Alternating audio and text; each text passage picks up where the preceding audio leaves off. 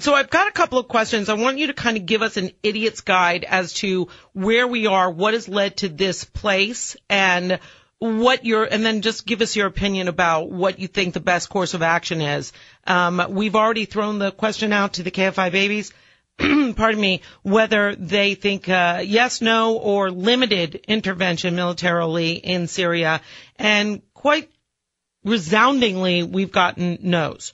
A huge, huge, huge, big, fat no from everybody involved that listens to this station. So tell us what we need to know going forward and what you think our best course of action should be. Well, in terms of like Arab Spring revolts, Syria is different from Tunisia and Libya and Egypt in that a minority religious sect has been in charge for going on 5 decades, the Alawite sect, which is almost unique to Syria, and that's an offshoot of Shia Islam, which itself is only 10% of all of Islam. So it's a minority of a minority. But what they've done, and they're not good guys.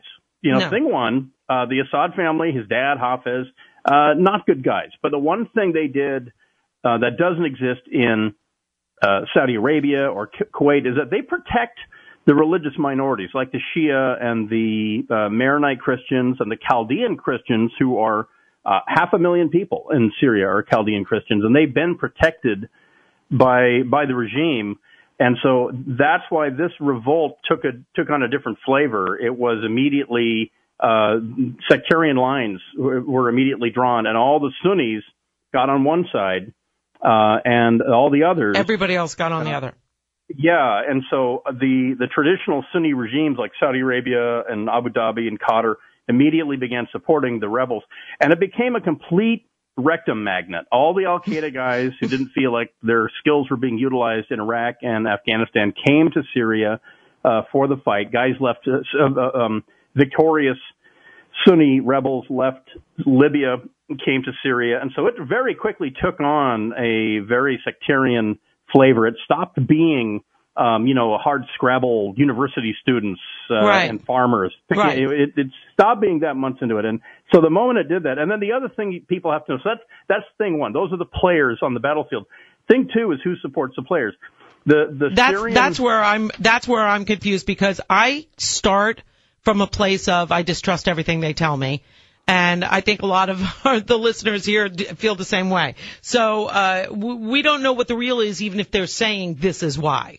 The Syrian government has a 50-year relationship with Moscow, whether it's commie Moscow, disarray Moscow, shirtless horseback riding Moscow, whatever. Mm-hmm. They have a client. It's the same relationship you have with a good mechanic. Right. You really don't care, what his politics or sexuality.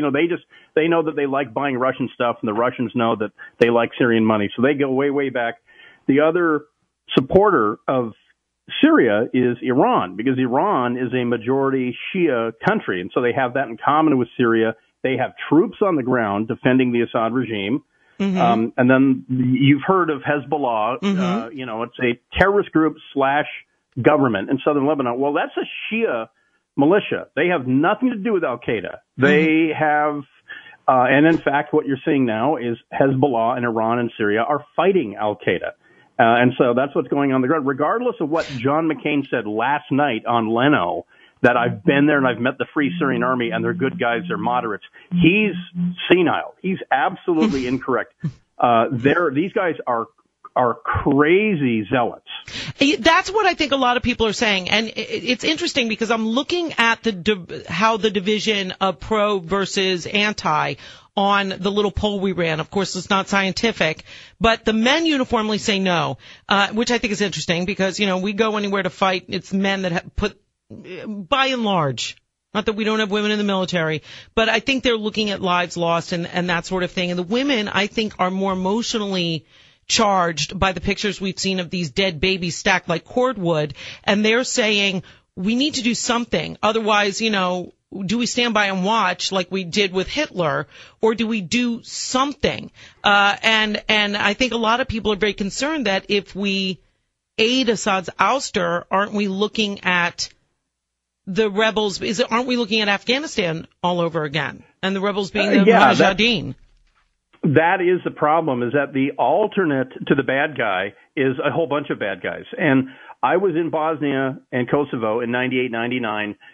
There was a bad guy. It was Slobodan Milosevic in Belgrade. He got the crap bombed out of him, and then he lost an election. Because it turns out he wasn't so much of a dictator as he was a democratically elected strongman. So that was a successful and clear outcome there. That if you got the bad guys out of Kosovo, it would be better. Well, in the case of of Syria, there is no good alternative. And frankly, and this is me being purely objective here, if you had gone to the CIA 3 years ago and you said, hey, I have a way to put Iran, Syria, and Hezbollah on one side of a battlefield and Al-Qaeda on the other, and they'll kill each other for 3 years without one American dollar, one life lost, one plane being shot down, none of that, you would have been thrown out as being crazy. Right. And they've managed to do it. Look, I wish war didn't happen. I also wish that I had a strawberry-scented welfare check and a unicorn factory and the whole thing.